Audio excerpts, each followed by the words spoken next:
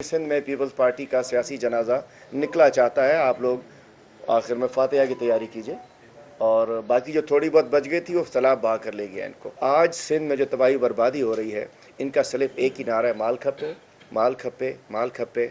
और बिलावल मफरूर है, मुराद अली शाह धंधे में लगा हुआ है, जरदारी साहब भागने की तैयारी में हैं, सिंध के मामला वारिस चुन के बड़े सब बुकरात बैठे हैं, सारे 13 पार्टियों के लीडर्स बैठे कि जी किधर इमरान खान को, वैसे तो हराना अल्हम्दुलिल्लाह अल्लाह के करम से नामुमकिन हो चुका है, ढूंढ के 13 पार्टियों से एक कल्ला इमरान खान मुकाबला कर रहा था और अल्हम्दुलिल्लाह वो जो सिलेक्टेड सीट्स थी इनकी उसके अंदर भी पछाड़ दिया गया।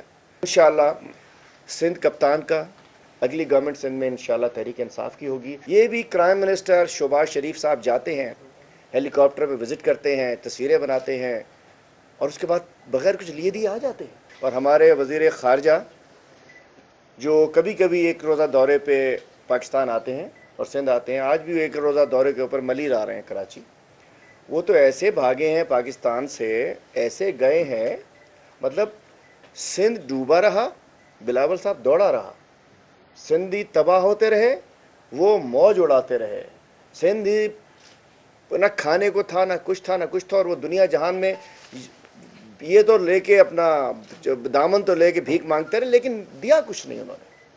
जैसा मैंने आपसे कहा कि वही कुछ जो पहले अल्ताफ हुसैन किया करता था वही करा, जिसकी आज तबाही हो गई है। आज वो पप्पियाँ ले रहे हैं, एक पप्पी इधर एक पप्पी उधर, एक 237 को पप्पी, एक 239 को पप्पी। देखिए वीडियो आपने अल्ताफ हुसैन की, सूरत हाल आ गई इसी तरीके से। कुछ अरसे बाद आसिफ जरदारी भी पप्पियाँ ही ले रहा होगा, बाकी कुछ नहीं बचेगा इसके पास। मतलब 119 जहाज़ आए थे, कोई 150 अरब रुपए इमदाद आ चुकी है भाई। 119 जहाज़ है, 119 ट्रक कहीं जाते हुए देखे आप? सबसे पूछता हूँ मैं, नहीं देखे जी। 137 चले जी, thank you very much for correcting मी।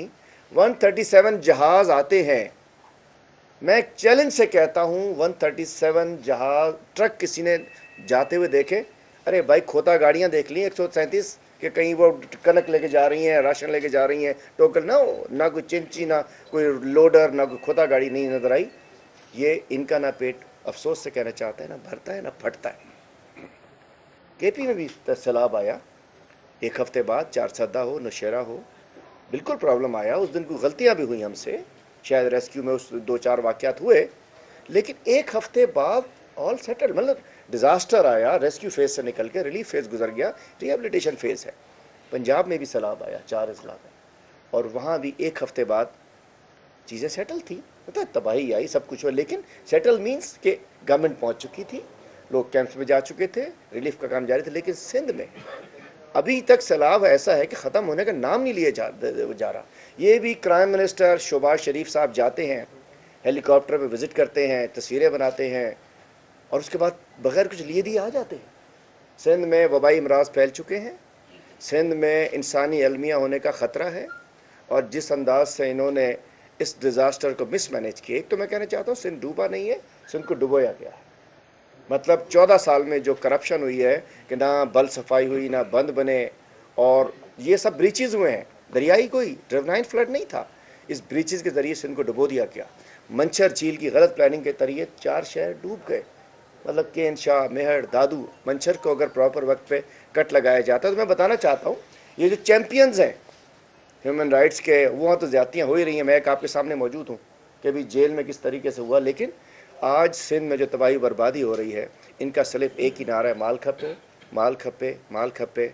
और बिलावल मफरूर है, मुराद अली शाह धंधे में लगा हुआ है, जरदारी साहब भागने की तैयारी में हैं, सिंध के मामला वारिस। और अब जो 2 रोज़ से लुड्डियाँ डल रही हैं, डांस हो रहे हैं, तो मैं बताना चाहता हूँ ये जो कनाइमेंस है, ये जो गठजोड़ है इलेक्शन कमीशन का इस इम्पोर्टेड गवर्नमेंट से, तो एक तो मैं मुबारकबाद देता हूँ पूरी कौम को और आपको भी कि अल्हम्दुलिल्लाह ये लैंडस्लाइड विक्ट्री है कि 11 सीटों में से 8 सीटें खान साहब जीते। 11 सीटों में से पंजाब में जो 3 MPA की सीट्स थी, एक हमारी शरकपुर कुवारी रह गई, लेकिन वो भी हम 2 जीत चुके हैं अल्हम्दुलिल्लाह। और सबको ही, सभी को, कहीं मौलाना साहब की पार्टी से मुकाबला था, कहीं मेलू सामने टकर गया था, कि कहीं ये जरदारी थे, कहीं भिखारी थे, सबसे मुकाबला किया और अल्हम्दुलिल्लाह एक इमरान खान आया। और सीटें कौन सी थी? सीटें ये वो थी जो चुनी गई थी। सब बुकरातों ने चुनी थी कि जी कहाँ कम से कम मार्जिन है। आपका कितने का मार्जिन था? फर्स्ट 1500 का मार्जिन था, वो चुन लिया। 239 में 400 का मार्जिन था, वो चुन लिया। चुन के बड़े सब बुकरात बैठे, सारे 13 पार्टियों के लीडर्स बैठे कि जी किधर इमरान खान को। वैसे तो हराना अल्हम्दुलिल्लाह अल्लाह के करम से नामुमकिन हो चुका है। ढूंढ के 13 पार्टियों से एक कल्ला इमरान खान मुकाबला कर रहा था। और अल्हम्दुलिल्लाह वो जो सिलेक्टेड सीट्स थी इनकी, उसके अंदर भी पछाड़ दिया गया। और मैं बात करना चाहता हूँ कि इस दफ़ा जो खुशियाँ मना रहे हैं, मुल्तान की सीट की बात कर लूँ, पिछली दफ़ा चेक कर ले नून का वोट कितना था, पीपल्स पार्टी का कितना था, JUI का कितना था, मिला के डबल से ज़्यादा वोट था। इनका वोट नीचे आ गया, हमने रिटेन भी किया और आगे भी बढ़े। तो मैं कहना चाहता हूँ मुकाबला सब इकट्ठे होने के बाद भी जो जीत रहे हैं, बगले बजाने के दौर नहीं है NA। और उसके बाद मैं समझता हूँ कि अल्हम्दुलिल्लाह ये विक्ट्री है। और जो NA 237 पे हुआ, वो जैसा मैंने आपसे कहा कि वही कुछ जो पहले अल्ताफ़ हुसैन किया करता था, वही करा, जिसकी आज तबाही हो गई है। आज वो पप्पियाँ ले रहे हैं, एक पप्पी इधर एक पप्पी उधर, एक 237 को पप्पी, एक 239 को पप्पी। देखिए वीडियो आपने अल्ताफ़ हुसैन की। सूरत हाल आ गई इसी तरीके से। कुछ अरसे बाद आसिफ जरदारी भी पप्पियाँ ही ले रहा होगा, बाकी कुछ नहीं बचेगा इसके पास। चूँकि उन्होंने भी डंडा, गोली, गाली, बदमाशी पे आसरा करके सीटें जीतते थे, इन्होंने भी कुछ अरसे के लिए उसको वो किया। और इसकी पिछली दफ़ा इसी NA 237 के नीचे PS 88 थी। इसमें हमारे बिलाल गफ़ार साहब जो हमारे सदर हैं कराची के, शरीफ आदमी हैं, स्टॉक एक्सचेंज के मेंबर हैं, कारोबारी शख्सियत हैं, एक अच्छी फैमिली का एक पढ़ा लिखा नौजवान है, उसको डंडेमारी की इन्होंने। लास्ट टाइम मेरे साथ भी की थी, लेकिन मैंने तो कहा था भाई ऐसा नहीं हो सकता। इन्होंने मेरे पर अटैक किया था, फिर मैं पकड़ा भी था, अटैक भी किया था, दहशतगर्दी का केस भी बनाया था, पिटे भी थे और जेल भी भेज दिया था।